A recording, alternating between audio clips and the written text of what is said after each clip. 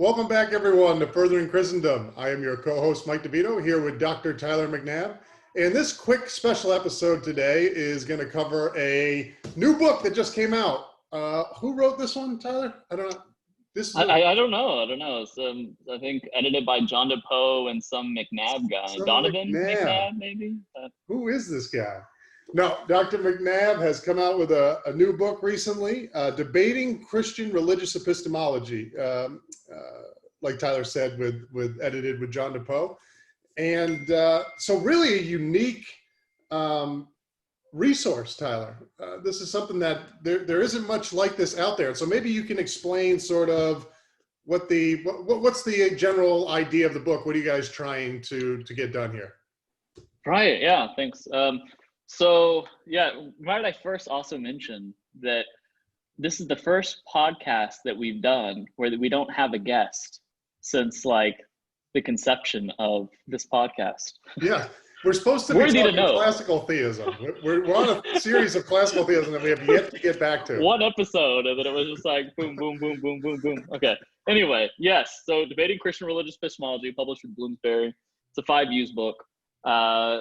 We have an introduction, a long introduction for those who are like, what is religious epistemology? And just kind of want an up-to-date survey in contemporary epistemology.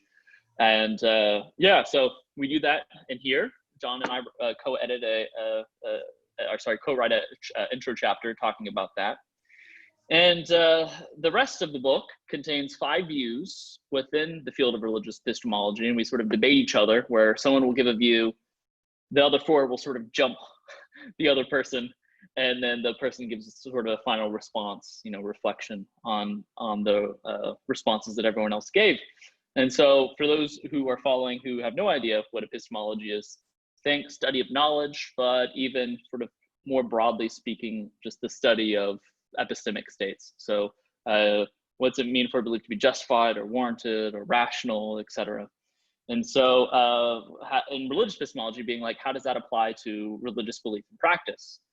And so there are these 5 different views expressed in the book. One is called classical foundationalism. Another is called phenomenal conservatism.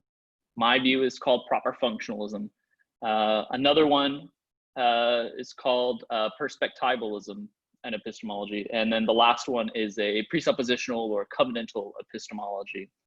And so very briefly, just kind of breaking these down, the first 3 authors, it's fair to say, I'm not sure if the other 2 would for sure endorse foundationalism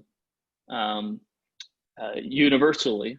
I think Erik would with respect to his tradition, but I don't think he would more universally speaking. But anyway, the first 3 for sure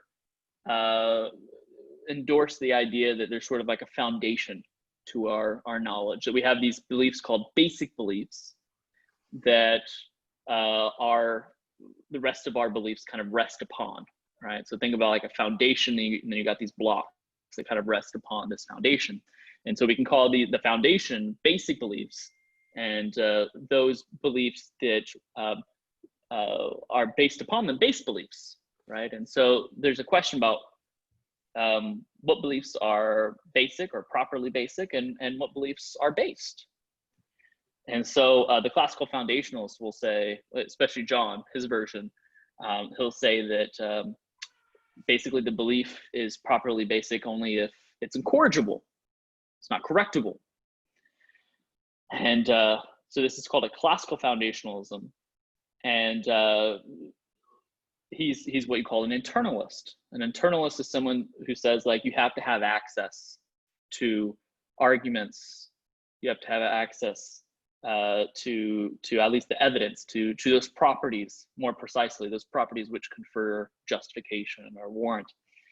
And so you've got this kind of version, this sort of epistemology, going against Logan, Gage, and McAllister endorsed phenomenal conservatism, and it roughly says that you can have justification for belief if basically it appears to you that P, right, and you don't have a defeater for P, well then P at least has some justification, right, based off of it seeming to you that P, right, you have a seeming that P. And again, it's an internalist view because you have access to these seemings, to these experiences. And then moving on, you have my view, which focuses on a concept called warrant. And warrant is like a special ingredient that it turns mere true belief into knowledge. And so warrant stems from what I argue for, following Alvin Plantinga, properly functioning cognitive faculties. And so if a belief is produced from properly functioning faculties and it's aimed at truth and so on, then the belief would have warrant. And so the idea is that our brains are kind of like computers and they have programming, and some programming is, some of our programming, it's set up in such a way where some beliefs can be held apart from argument. Like the programming doesn't require arguments in order to be affirmed in the right sort of way. And other beliefs need to have arguments, right? So what determines the basic beliefs from the base beliefs is our programming, our design plans. And then you have another belief. Erik takes Alistair McIntyre's approach to like ethics and kind of turns it into epistemology. And so where epistemologies are kind of formulated within one's own tradition.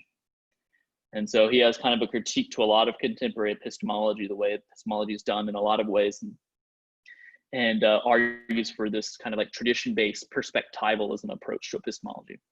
Pretty unique. He's the first person to do that from what I'm aware that I know of.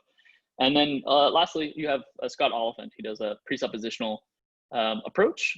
And those who are familiar with like Greg Bahnsen, and Cornelius Van Til, the idea that we all know that God exists, but we suppress the truth and unrighteousness. And what we do is we show the unbeliever that they actually do know God, but they're just suppressing the truth and unrighteousness. And that's what the apologetics kind of turns into.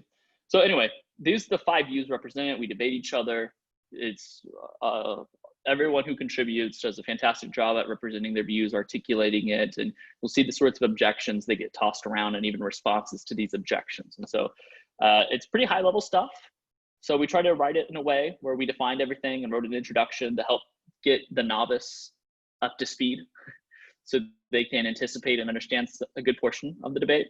But also if you're like, yes, I'm a professional epistemologist, you'll definitely, like we get into some pretty technical stuff. So this book is kind of a bit more like the God and Abstract Objects book that Bloomsbury likewise published than it is some of the maybe Zondervan's kind of more intro 4 views or 5 views books. And so, yeah, if you're interested, it came out, published in February, and it's doing well. And take a look. Some reviews should be coming out soon, and some good journals. So. Yeah, no doubt. And like I said at the beginning, it's really a unique resource. There isn't anything out there like this. And so philosophically, apologetically, a lot that one can get out of this book. And so we're going to link the Amazon description in the links, but we also have 3 copies to give away. And so make sure to share this video on Facebook, like it and subscribe on YouTube, and you can register to our website. Just pop your email on there to get our monthly newsletter, and that will get you set up to possibly win a copy. And so thank you all for tuning in, and we hope everybody's doing well.